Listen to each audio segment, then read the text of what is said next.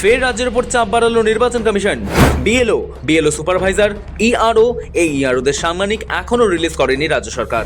এর আগেও মুখ্য সচিবকে চিঠি দিয়ে এই অর্থ রিলিজ করার কথা জানিয়েছিল নির্বাচন কমিশন। শুক্রবার ফের একবার মুখ্য সচিবকে চিঠি পাঠানো হলো কমিশনের তরফে।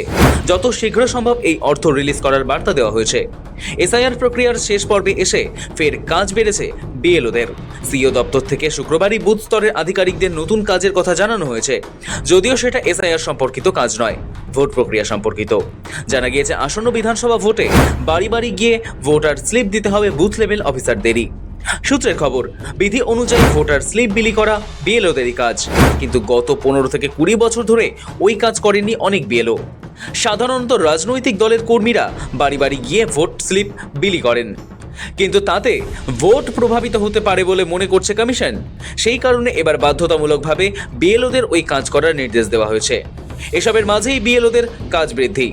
ইআরও এবং এইআরওদের নানা রকম ক্ষোভ ও অসন্তোষের মাঝে এসআইআর প্রক্রিয়ার সঙ্গে যুক্ত কর্মীদের ভাতা অর্থাৎ পারিশ্রমিকের টাকা দ্রুত মিটিয়ে দেওয়ার দাবিতে মুখ্য সচিবকে চিঠি দিল সিইও দপ্তর। নির্বাচন কমিশন নভেম্বরের শেষে জানিয়েছিল বিএলওরা পারিশ্রমিক বাবদ রাজ্যের থেকে 70 কোটি টাকা পায়। রাজ্যের অর্থ দপ্তর সেই টাকা আটকে রাখায় বিএলওদের পারিশ্রমিক দেওয়ার সমস্যা হচ্ছে। ডিসেম্বরে রাজ্য টাকা না পাঠানোয় পারিশ্রমিক দিতে পারেনি বলেও জানানো হয়েছে। টাকা চেয়ে নবান্নকে প্রথম চিঠির পর দ্বিতীয় চিঠিও পাঠানো হয়েছিল। পরে বিএলওদের জন্য বরাদ্দ 61 কোটি টাকা ছাড়ে রাজ্য। ওই টাকা দিয়েই 95,000 বিএলওকে সাম্মানিক দেওয়া হয়। বাকি টাকা পরে দেওয়ার কথা ছিল। প্রায় 2 মাস শেষ হতে যাচ্ছে, এখনও সেই বাকি টাকা পাওয়া যায়নি। তাই ফের চিঠি বলে জানা গিয়েছে।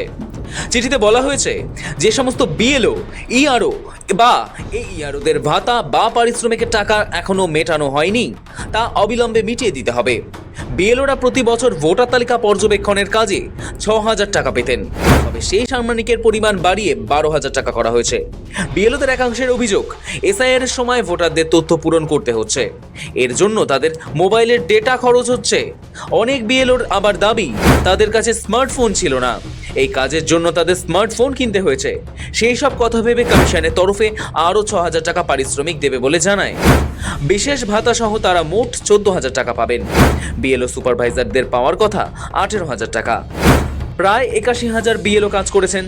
অভিযোগ, কমিশন বরাদ্দ অনুমোদনের পরেও তাদের টাকা দেওয়া যায়নি, যা নিয়ে অসন্তোষ সৃষ্টি হয়েছে। ফলে সব মিলিয়ে পুরো বিষয়টি আসলে রাজ্যের ওপর চাপ বাড়ানোর কৌশল।